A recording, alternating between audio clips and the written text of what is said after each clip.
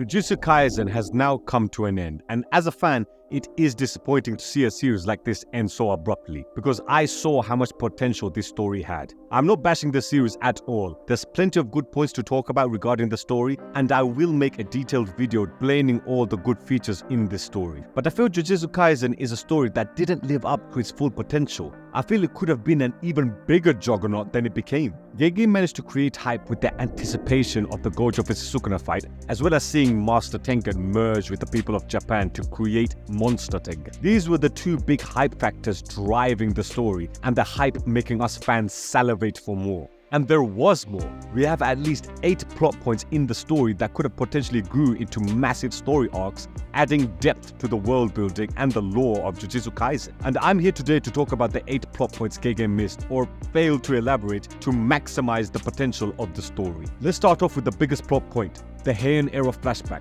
the most obvious flashback in the history of shonen manga, and Gege decided not to show us. I have made many videos crying out for us to see the Hyen Era flashback, and I can't believe we didn't get it. The amount of lore that we will get just by seeing this flashback will build up the narrative for the modern day world of Jujutsu Kaisen. Why was the Hyen Era labeled as the golden age of Jujutsu sorcery? That is my biggest question. Yes, we have Sukuna, who is the strongest sorcerer in history, who happened to be there as well, but who else was there? Were the cursed spirits at a high level back then compared to the special grade cursed spirits we see now, such as the 4 disaster curses? Was the level of Jujutsu sorcerers as well as the level of cursed spirits at a much higher level back then in the Hyen Era period compared to the modern period? Is that the big reason why Hyen Era was labeled as the golden age? Or was Jujutsu sorcery more common back in the day? Is it like Shaman King, where in the previous centuries it was more common for there to be more shamans, but as the times went on and mankind developed and relied on technology, the internet, as well as modern day medicine,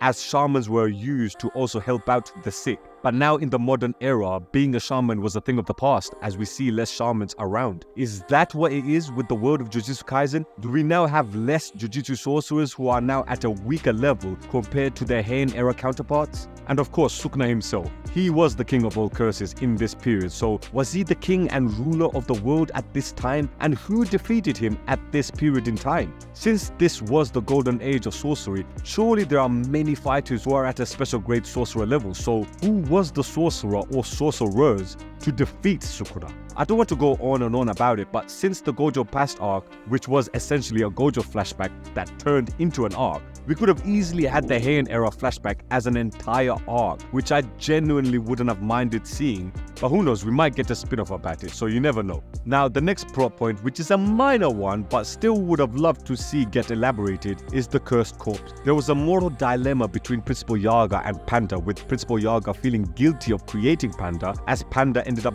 dying after the Shibuya incident arc. So what I wanted to see was the turmoil, or tension should I say, between the cursed corpses and the Jujutsu sorcerers, because as I will elaborate in another plot point that Gege missed, this could have been a heart-wrenching gut punch for us fans if it was developed properly. It's the whole, do objects that were given life, do they have a right to live, or are they still objects? It becomes a moral question which adds to the grey area and adds another question for us Jujutsu Kaisen fans. I'll come back to this plot point once I mention a certain other plot point that Gege missed. The third plot point I feel that was missed was the relationship between Yuji and Kenjaku. Kenjaku, as mad as it sounds, was Yuji's mom. So the question is, when did he take over Yuji's mom's body? Was he always a parasite in her? And why did he take over her body in the first place? Was it all just to have Sukuna and Yuji get related somehow? What was the end game goal with taking over Yuji's mom's body? I still don't understand. Did he just do it just to mess around with Sukuna, considering Yuji is Sukuna's long-lost relative? Or was there another plot element that Gege was supposed to introduce but never even brought it out to fruition in his manga? I personally believe in my own headcanon that Gege actually had more plans with Kenjaku and Yuji. I think personally, after Sukuna's death, I think Kenjaku would have tried to brainwash Yuji into becoming the final villain of the story. It's a bit like a Yami Bukura scenario, where Yami Bukura contaminated a piece of Yugi's Millennium Puzzle, and a couple hundred episodes later, his plan came into fruition. I think we were gonna get something similar here, where Kenjaku's blood is inside of Yuji, technically, because he was his mom. So maybe Kenjaku planned to take over Yuji at some point as Yuji developed and grew stronger and stronger. Look at him now. He managed to defeat Sukuna, albeit with the help of Nobara and Megami, but he still landed the finishing blow. And to be fair, all throughout the gauntlet, Yuji managed to hold his own against Sukuna instead of getting one-shotted like a character like Kashimo, who is called one of the strongest sorcerers in history. So that in itself is a massive feat on Yuji's part, which is making him one of the strongest sorcerers in the modern age. So I'm thinking, Kenjaku must have predicted that Yuji would have the potential to be one of the strongest sorcerers in the modern age, so him eventually taking over Yuji's body in order to carry out his plan with merging Master Tengen with the people of Japan. This is all my theory, but I think this is what Kenjaku's plan ultimately was, which was him to eventually take over Yuji's body after Yuji developed his strength. I could be wrong, but this is what I think. Carrying on with Kenjaku, the next plot point I would say is what and who were Kenjaku's previous identities. I'm thinking this could be a potential massive plot point because I feel if Kenjaku were to take over a member of Yuji's family, then who's to say he didn't take over one of the family members of the 3 famous Jujutsu Kaisen clans? Since the Jujutsu Kaisen world is also based on the real world, chances are major historical events may have been influenced by Kenjaku. You know, X-Men Days of Future Past style. I think Kenjaku has been influencing the world of Jujutsu Kaisen in his past identities. This in itself could be its own espionage type spin-off or even a flashback arc. Us seeing all the identities Kenjaku has possessed over the years will also get us to understand Kenjaku more as well. Like for instance, if we see a common pattern in the people he chooses to possess, then we can somewhat understand what his goals are. For instance, say over the years he's been planning to take over each of the 3 major Jujutsu Kaisen families, the Gojo clan, the Zenin clan and the Kamo clan. If each century, or not even century, but every few decades he possesses a high-ranking member of each clan, then that means Kenjaku planned to destroy the fabric and the stability of the Jujutsu Kaisen world, because these 3 major families are the pillars of the Jujutsu Kaisen world. He may not have possessed anyone in these families, but I'm just using it as a hypothetical scenario in which if we were to see who Kenjaku possessed over the decades, we may be able to see a pattern which could help us understand his character motivations. There's so much to Kenjaku regarding his actual character that wasn't explored properly, and this could have been resolved if we actually had a Kenjaku flashback. But it is what it is. And speaking of clans, the next plot point is discussing the 3 clans. The most information we have regarding the 3 clans is the Zenin clan, where we saw Maki destroy the Zenin family, as well as in the Gojo past arc, where we learned about Toji. But we know nothing about the Gojo clan and the Kamo clan, so what's the history behind the 3 clans? Why is it that these 3 families that are known as the Big 3? What happened to the other major families? Were there any other major families? I'm assuming there were. It could be something like the lore of Game of Thrones, where we had the Targaryens rule Westeros for hundreds of years, and then Robert's rebellion dethroned the Targaryens, which put the Baratheons on top. But then, as we see in the show, after Robert, it was the Lannisters who took control of the throne. So could it be something like this, where we had powerful Jujutsu families before the current Big 3, but because the Gojo clan had a member who is the first time was both a 6 Eyes and a Limitless user, as well as the Zenin clan having a 10 Shadow technique user, could this have tipped the balance and destroyed the other powerful families? Gojo mentioned to Megumi that the head of the Gojo clan, who was a 6-eyed and a Limitless user, fought against the head of the Zenin clan, who was a 10 Shadows technique user, and they both ended up killing each other. So as we can see from what Gojo said, the clans have fought one another before, so I'm thinking, was there some sort of war back in the day involving all the major Jujutsu families? Not just the Big 3, but the other major families as well, and it just ended up with the current Big 3 standing tall at the end of the war. Could this be what happened?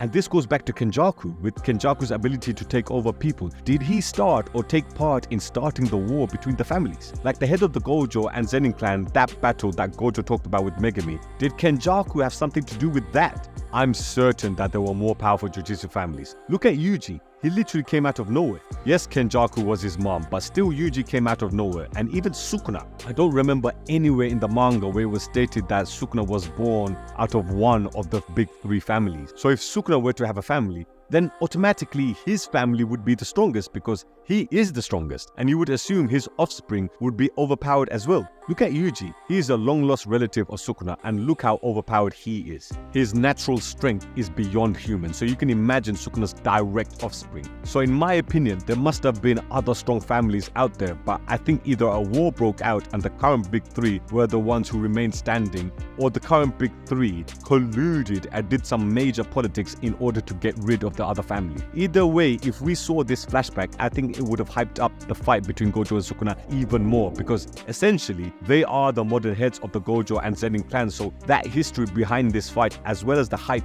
these two characters bring would have added to the stakes of this fight even more. Foreign Jujutsu sorcerers, a minor plot point adding to the major plot point discussed in chapter 200, where Kenjaku met the president of Japan and the US military. Two plot points here, and in my opinion, they're both linked because you had the US Army involved here in this plot point, so surely we could have seen the American Jujutsu sorcerers. The whole plot is to use cursed energy as a resource and use the Jujutsu sorcerers for their cursed energy. This for me had the biggest potential with the story. We could have gotten a whole three-way war between the Jujutsu sorcerers, the cursed spirits, and the governments of the world. All three major forces fighting for power, and this is where I will mention the cursed corpses. Will they be used as an energy source? Will the Jujutsu sorcerers just scapegoat the cursed corpses? This is where we will see the true nature of people. The evil Jujutsu sorcerers will let the cursed corpses take the fall. And this is where we will see the conflict between the Jujutsu sorcerers and the cursed corpse, in that are cursed corpses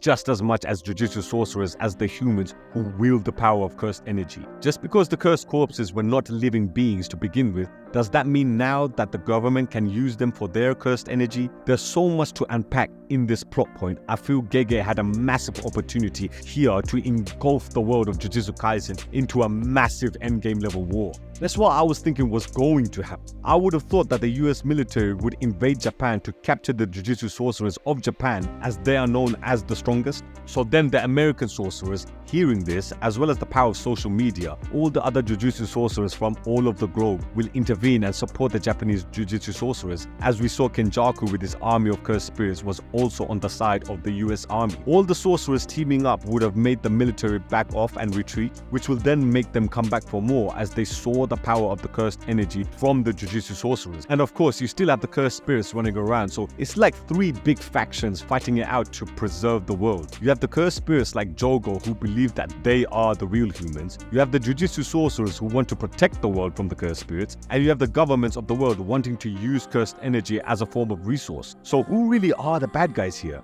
This just adds to the realism of this story, and I feel we could have had so much drama going in. The moral dilemma for the Jujutsu sorcerers is that should they allow the governments of the world to use them for their energy? What if the governments use their cursed energy and create destructive weapons of war? But having said that, what about the benefits, such as the third world countries who don't have much resource? Wouldn't cursed energy being labeled as the purest energy benefit those countries? This plot point here could be its own series, let alone spin-off. I hope someone actually does pick this up and makes it into a series, because I feel this is the plot point that I was most excited about. I spoke more about this plot point in another video, so I don't want to just rinse and repeat my points, but yeah, this could easily be its own story if Gege wanted to pursue it. The final plot point is of course the Disgraced one, or in some translation, the Fallen one. Whichever one it is, why did Sukuna be known as the Disgraced one? What did he do to deserve such a title? Did he take control of a literal demon? Did he do something so diabolical that it can't even be talked about?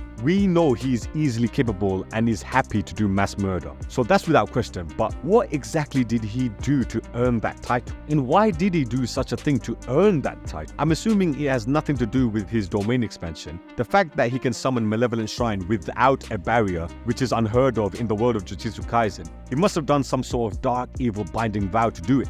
Like a sacrifice must have been made in order for him to do it.